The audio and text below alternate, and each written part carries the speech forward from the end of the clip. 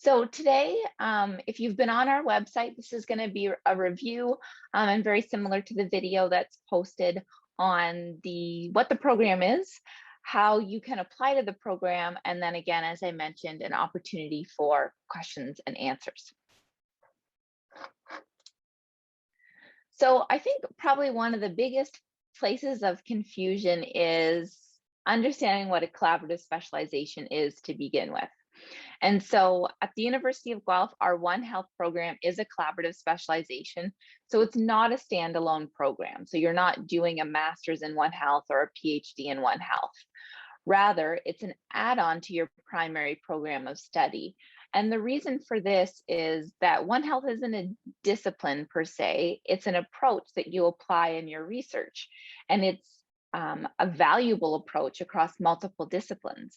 So this is an opportunity for us to develop skills and expertise among graduate students in a variety of different disciplines while they're still conducting research in sort of their primary area. So really it's something that is going to supplement and enhance your disciplinary training.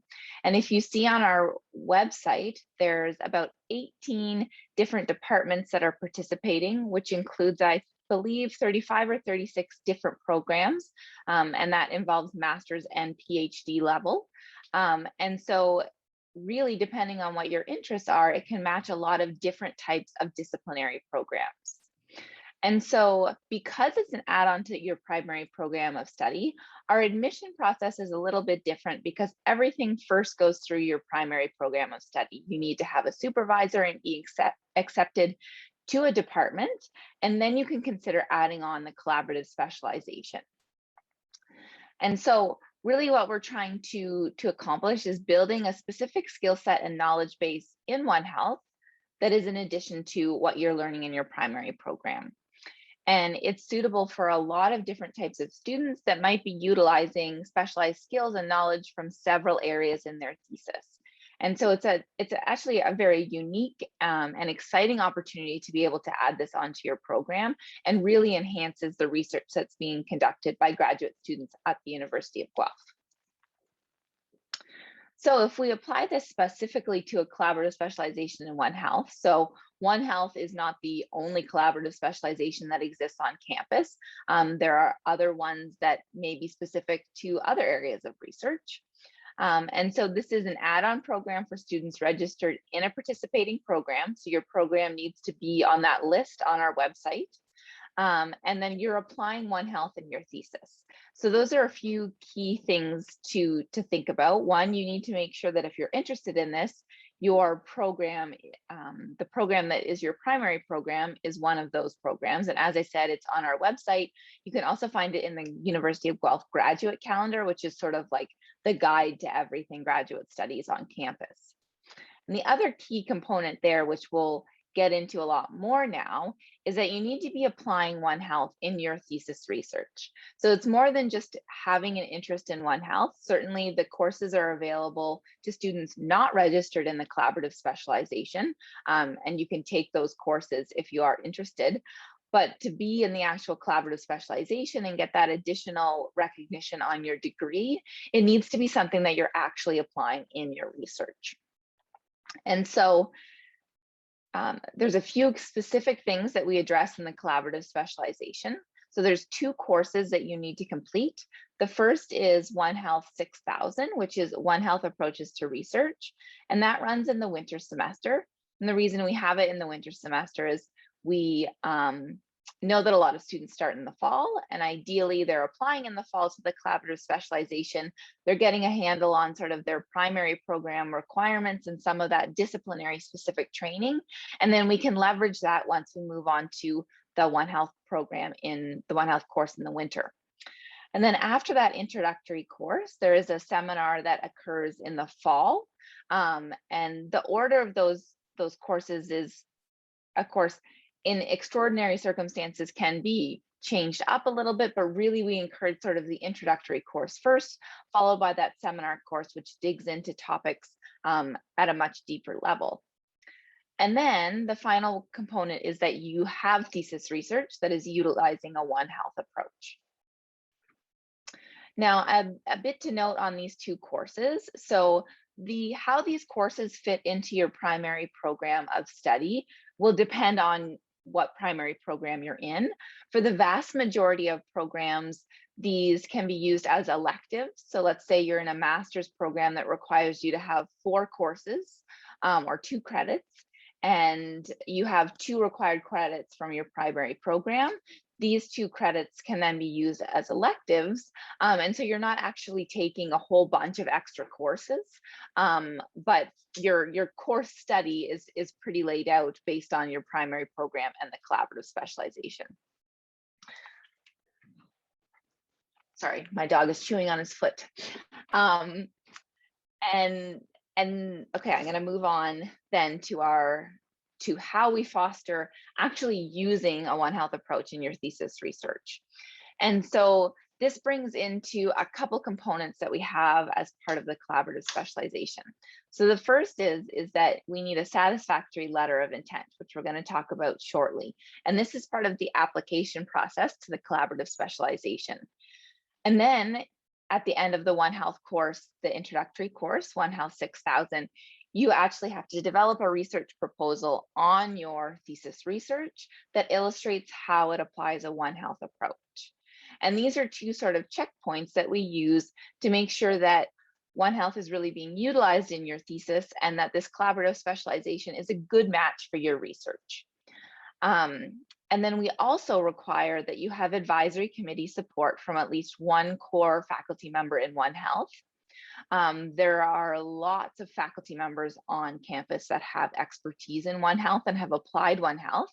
And a current listing of those members can be found in the graduate calendar underneath the One Health collaborative specialization. So in order to apply to this program, there are 2 different ways to apply. So the most common route is that students express interest in the collaborative specialization at the time that they're applying to their primary program of interest. So if you go through the Ontario University admissions portal where you're actually applying to the University of Guelph, there's an option to click a box that says plus the collaborative specialization in One Health. And if you do that, then your application first goes to your primary program. It's reviewed by the department. If you're offered admission to that program, then it comes to our program. We review your application and we provide preliminary acceptance. And at that time, we require you to sign a declaration of commitment form. Now, essentially, this is a fancy name for a form that's saying we tell you what's required in the program so that you know upfront what your commitments are, including the fact that you still need to submit a letter of intent, and that has to have satisfactory evaluation. And so it's sort of an upfront way of us communicating with you, this is what we need from you, and you agreeing that you're on board for all of those commitments. It's also signed by your advisor, so they know what the commitments are on their end and for you when you're committing to the collaborative specialization. And then you submit your letter of intent. So for all of those of you who applied and were accepted along with your acceptance to the University of Guelph, now would be submitting your letter of intent, which is due on November 1st. And what we require is that it receives a satisfactory evaluation so that you can continue on in the program, which means then you register for the first course. Alternatively, and some of you may be interested in this route, you've already been accepted to the University of Guelph, you've started, and then you've heard about the One Health collaborative specialization. And so right now you're officially only registered in one program, but you would like to add this on. You think it's a good fit for your thesis and that you'd really benefit from this training. And so the process is the same. It's really just, there's paperwork on one side of the on one side of the letter of intent or on the other. So essentially your letter of intent is submitted, the same deadline and the same requirements for a satisfactory evaluation. And then we then submit a program transfer form with you. And so all that is that you're adding on the One Health collaborative specialization. You're not changing your primary program. It's just that you're being recognized for this additional part of your degree. Okay, so the letter of intent, you can find instructions in Rubric at this website. So this is the One Health website on the University of Guelph. And then you just go under programs and find collaborative specialization. And that's where all of our information is listed. The purpose of the letter of intent is designed to assess potential. So everyone who's reviewing these recognizes that you may be in the very early stages of your program. You may have a general idea of what your thesis is going to entail, but you might not know all the methods or have all the expertise to completely talk about your thesis, right? Because you're just getting started, and we realize that. And so it's meant to assess the potential of your thesis and how it's designed to apply a One Health approach. And then if you're accepted into the program, our responsibility as instructors and advisors in the One Health program is then to really help you build that One Health approach into your research and help you become a One Health practitioner. And so I like to emphasize this, because no way is this, an abstract of a completed thesis or anything like that. It's really just to help make sure that this collaborative specialization, it's an undertaking for your thesis. There will be other things that you need to complete, but it's a really good match for what you're doing. And so ultimately the letter of intent is really designed to foster student success. We want to make sure that it's a good fit for you. When you're completing the letter of intent, we really recommend that you consult with your advisor. So they're going to have ideas about your research. You've probably already sat down with them and started developing a research plan. And so as you develop this and you're talking about how you're really interested in One Health and want to apply One Health in your thesis, they can help you work through some of this as you're putting your letter of intent together. So we recommend, don't develop this in isolation. Talk with your advisor, get their input. This will help make a stronger letter of intent and also make sure that the things that you're thinking about are actually feasible within your plan of study. So the letter of intent is due to me. That's my email address, November 1st. And then the letter of intent gets assessed by a committee of faculty from all colleges. So usually it's reviewed by between 3 to 4 different faculty members using a standardized rubric. And so this is the letter of intent sort of instructions that is available on the website.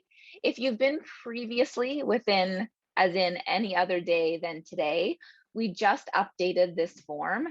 There were only some minor changes, and really it was actually meant to make the rubric a bit more flexible rather than less flexible. So ultimately they're positive changes. And so in the letter of intent, we want you to talk about your interest in One Health. Why do you want to complete the collaborative specialization? And then provide an overview of your proposed thesis research. So tell us what you're going to do with as much detail as you know. Obviously, the more detail you can kind of highlight, the better. But there is a word limit on this, so we're not looking for a huge long overview. It's just to be a little bit more specific than, I'm going to be studying dog diseases. That's really generic.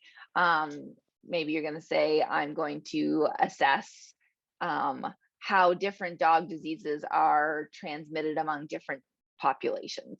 Clearly, that's not a great example for One Health. It's just the first thing that came to mind because I have dogs walking around me. But that way we have a little bit of detail on what you plan to do.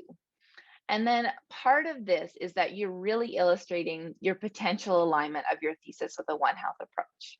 So we, on the bottom half of this page, we provide the definition of One Health from the University of Guelph's perspective. And so we're looking at concepts that involve the intersection of animal, human, and environmental health. And that, it's a collaborative approach. So we're bringing in different perspectives and different disciplines, and we're looking at things holistically. So even if your research might be focusing, on a specific aspect of the problem, how do you look at it more broadly? And so we want you to explore the relevance of One Health in reference to your research. That doesn't specifically mean that you need to be collecting data from animals, humans, and the environment. We realize that there are limitations on what you can do in a thesis, right? A lot of really exemplary One Health projects involve lots of different PhD students, lots of different institutions and researchers. And so we're not expecting you to sort of solve all the world's problems within your thesis. We are reasonable people, but we're just encouraging you to really consider how One Health fits and how you may be examining the interconnections in various aspects of your research. And then this is the rubric that we use. So it's divided into unsatisfactory, satisfactory, and outstanding. The reason we have an outstanding column is if we have an overwhelming number of participants. So right now we have registration limits on the graduate courses, and the rationale for those limits, like they're pretty big. Right now it's 25 students. The rationale for those limits is a lot of these things happen in the courses are taught in small groups, and we want to be able to facilitate collaboration and a really rich learning environment. And so right now the course is structured with those limits. Of course, if we had an overwhelming uptake, we would potentially reassess that. But so the outstanding is there just for the idea that if we had an overwhelming number of applicants, it allows us to rank them. We haven't been at that point. This program is relatively new. This will be the third cohort of students that we've had accepted. And the program keeps growing, which is great. But really we're aiming for, the satisfactory is what you need for admission or continued admission in the program. And so if we look at the 3 sections that we asked you to address, we want you to describe if you've had any exposure to One Health or why you might be interested. Maybe you haven't had exposure, but there's been some really interesting things in your research that have made you consider the interconnections between health. Maybe it's the pandemic and the complexity of the pandemic that has really driven your interest in One Health. So just tell us honestly why you're interested. And then we want a description of your thesis research, as I said. And then the 2 key components are describing why the One Health approach is relevant and examples of how you might include the approach in your thesis. And really, we want to see that, as I've underlined here, that your letter of intent illustrates potential for a One Health approach in your thesis. So here are our important dates. So November 1st is when the letter of intent is due. I always get questions on what time on November 1st. I believe November 1st might be, I think it's a Monday this year. So by the end of the day, so 11:59 on November 1st is perfectly fine. After that, then they'll be distributed to our review committee. Within the month, you will be notified if you are successful, and then that gives you time to register in the course. And so the first course will happen in winter 2020, and the second course in fall 2022. Sorry, in winter 2022 and fall 2022.